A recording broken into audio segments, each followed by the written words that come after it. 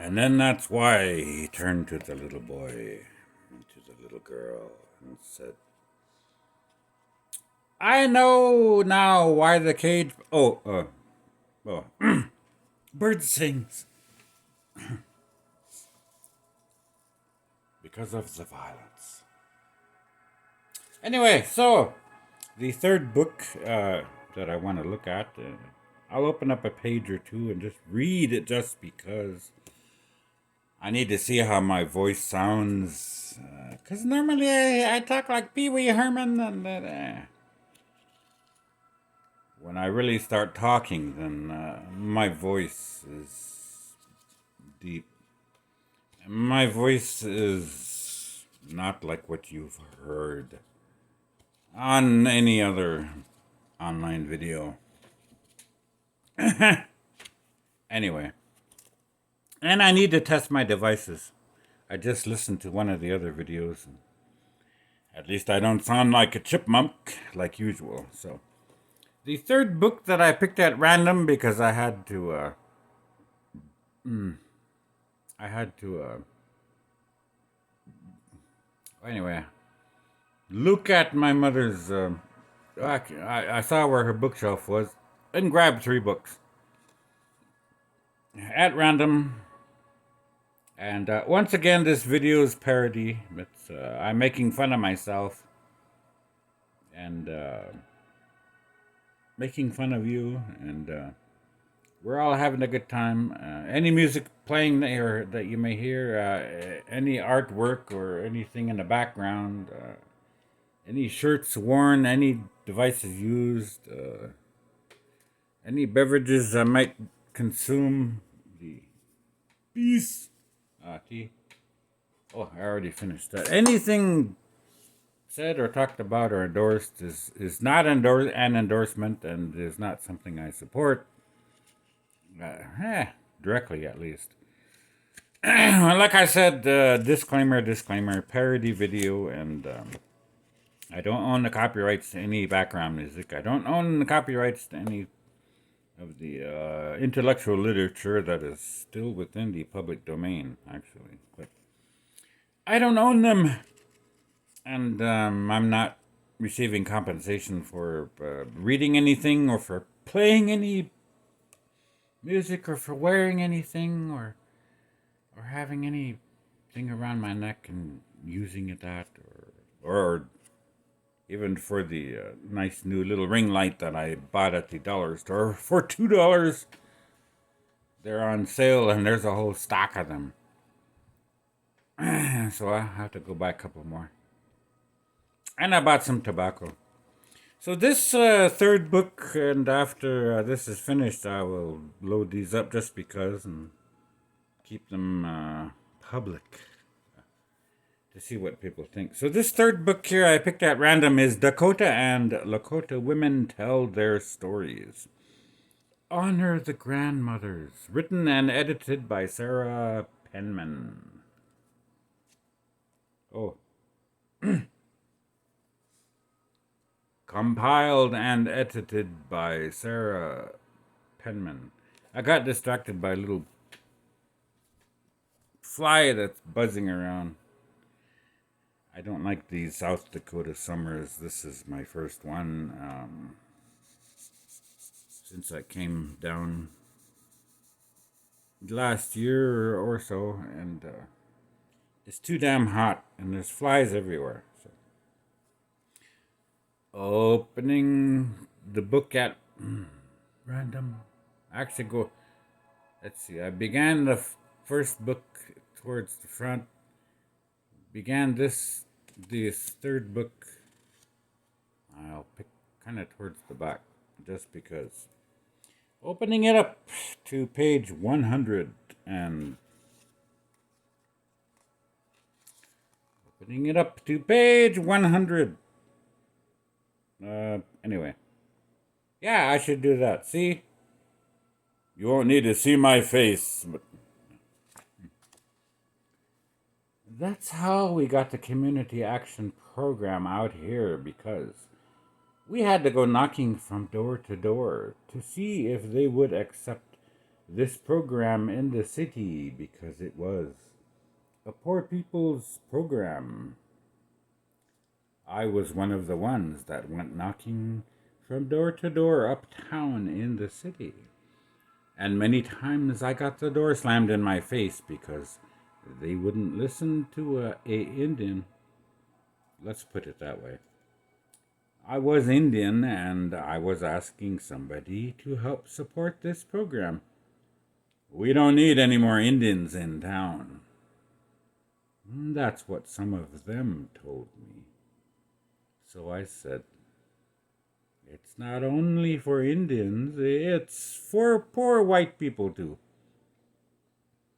After a while, I got sassy. You know, I had to put it through to them that somehow that they could understand. But that's when I learned to speak out. I got interested in different meetings that were going on, so I just used to go sit in on their meetings, and pretty soon I'd get involved and be part of it.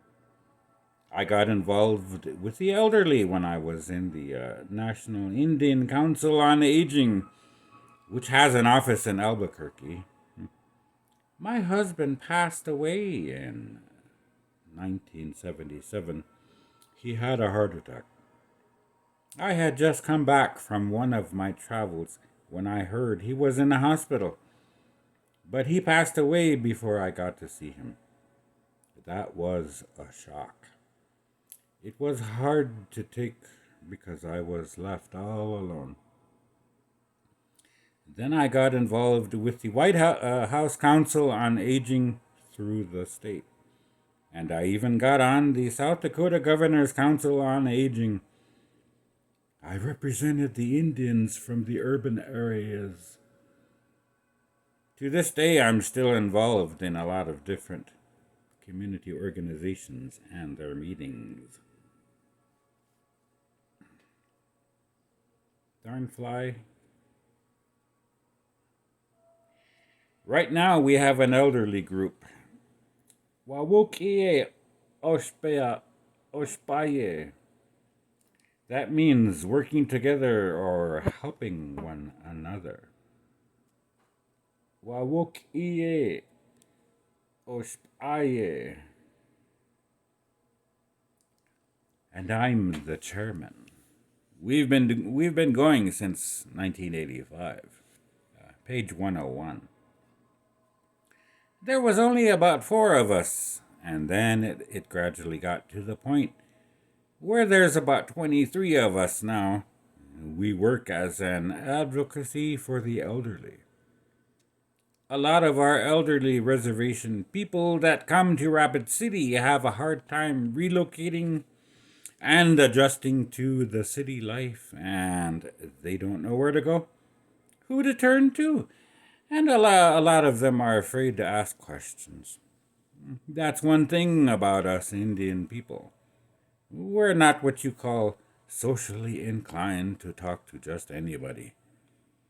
You have to know people so that they understand you, and then you can let it all out after you know them. And that's what's happening with a lot of our elderly Indians. We tried to get them to dinners and things and explain our programs and what's going on because there's so many needs for the elderly that a lot of our grassroots elderly don't know nothing about, especially the ones that speak Lakota. They don't understand the big words that they use in a lot of this white language, and we explain it to them. So they call us the Indian Elderly Task Force. Our number one priority is our elderly Indian health.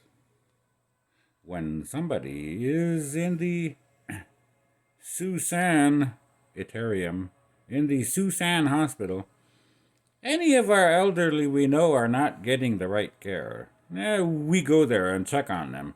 And that's where we went Friday. 3 of us from our task force. Here there was three elderly up there, and this one lady was one of them. She was in a car accident, got a whiplash, and broke her wrist. 10 minutes, 12 seconds. We got a message that she wasn't getting good care at Susan. We went up there, and boy, we shook up that place. We wanted to talk to the head doctor, Dr. Larson. We wanted to talk to him, and they said, well, he's busy. He won't be able to see you. Well, we're going to sit here until we get to see him. And we did. Page 102. I'll finish page 102 just because it is a complete paragraph, so at the end. So, yeah. We'll just wait here until we get to see him. And we did. We came in at 10:30 and we never got out of there until 4. And we finally got them to move this lady to the regional hospital. But Dr. Larson came and he was in a hurry and he left and he never did come back after that. He knew we were after his ass. The book said laughs after that. So, not me laughing, but anyway. Before they turned it into Susan, that used to be Rapid City Indian School. After the Indian school closed, they turned it into Sioux Sanitarium, and for many years it was open to all Indians in the United States that had TB, tuberculosis. It's not a sanitarium anymore. The Indians in Rapid City, South Dakota, needed health care. They couldn't afford to go to the general hospital. Finally, Susan was turned into a hospital for the Rapid City Indians. So, we're going to go every week to visit the hospital because we've had so many complaints from our elderly. Then they tell me about some of our nursing homes where our Indian elderly are. They're not being treated right either. So we're going to have to go nosy around them nursing homes and find out what's really going on. So these are some of the things that's happening to our elderly. But we finally woke up to the fact that we have to stand up for ourselves. Because nobody else is going to do it. We have to be heard. So we said, we're going to make it our business. Every time we hear some of our elderly at the Susan, we're going to go over there and nosy around, and we want something done about it. If the health board can't do anything, or if the SUD, the hospital administrator, if the SUD don't try to do something about it, then we're going to go to Dr. Sloan in Aberdeen. If he won't, or if he don't do something about it, we're going to go into Washington. See, we were going to go the route till we're going to go the route till we know something is done. I'm guessing this is 2 pages that I read. Gives you some little picture. It's some native woman.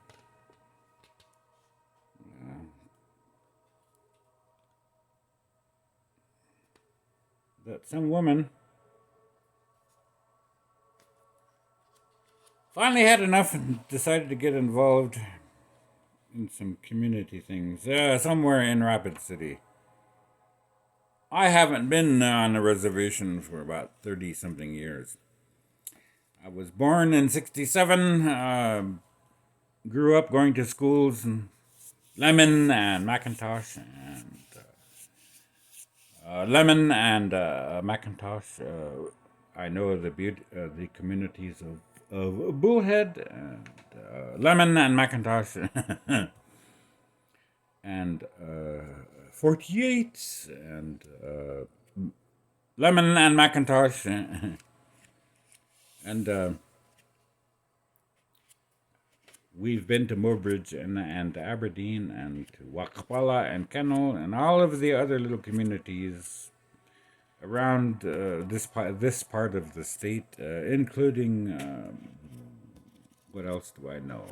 Oh, Lemon and Macintosh, because I was born in Macintosh. But so after age 10, I kind of moved away. Well, we came back here every summer after that for a couple of years or so. But I totally left in 1989, I think. See, graduation missionary, 2-year church mission, year of beauty school. Oh no, a year of art, a year of school at the church that I had served the mission for as an art student, a year as cosmetologist student. I worked for 6 months. The Gulf War started. I realized I'd better sign up and do something for an enlistment in the military before I continue on with my life, and it was Navy. And after I did that, I did not see anyone for about 10 years. So anyway, and then so, but there's from that story here, this one woman starting to help out in committees, being part of something else in her communities.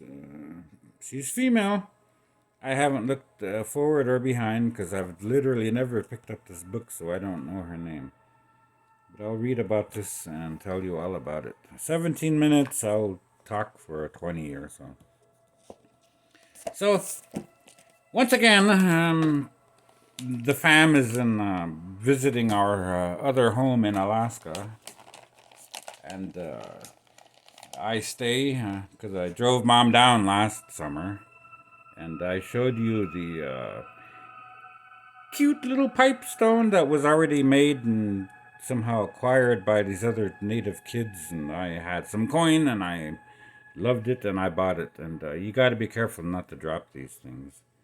And I have already used a little point of a screwdriver to kind of hollow a smaller little hole in there so I can stick a dowel piece of wood in there. I'm shaping pieces of wood, but I have to cut a little tube. I've made 2 already from some scrap pieces of wood out of small pieces, and they broke. That's why I kind of had to enlarge that one hole just a little bit and so on. So,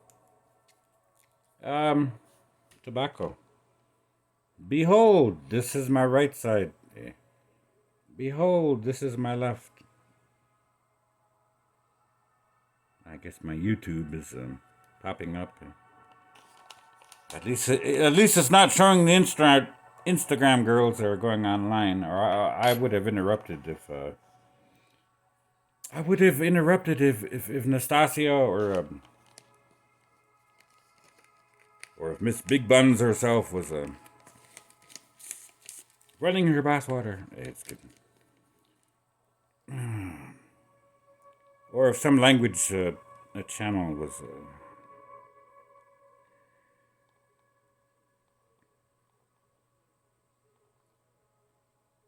The intent behind these specific pipes is not to sit with tobacco smoke in private or public and smoke.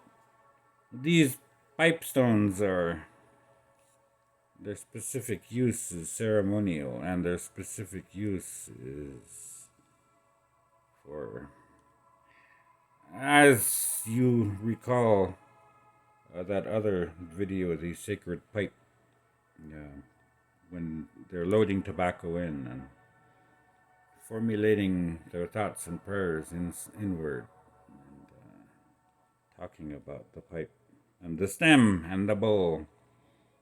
And it's not just that, it's the universe. These concepts are not something out there. That you are them and it is you. So